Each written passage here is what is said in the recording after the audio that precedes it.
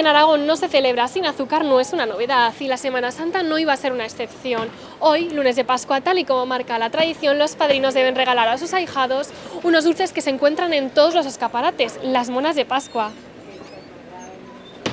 Desde figuritas de Harry Potter, botas del Real Zaragoza, hasta princesas Disney con castillo incluido, los maestros chocolateros se convierten en verdaderos arquitectos con monas de lo más impresionantes. Este año las que más furor han tenido, como no, siempre Star Wars, los balones de fútbol y luego también las de las emociones. También ha sido el Stitch, como no.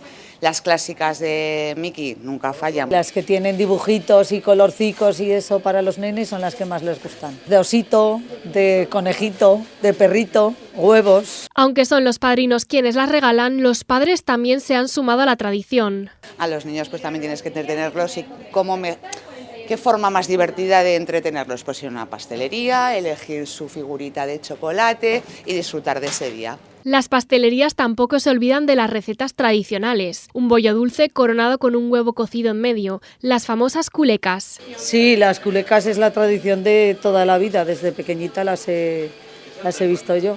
Esto era la comida de los pobres. Un bollo tipo más arroz con bueno y 2 huevos duros o un huevo duro. Niños, padres, abuelos, aquí no hay quien se resista a una buena dosis de dulce y es que lo que está claro es que hoy el chocolate tiene licencia para empachar.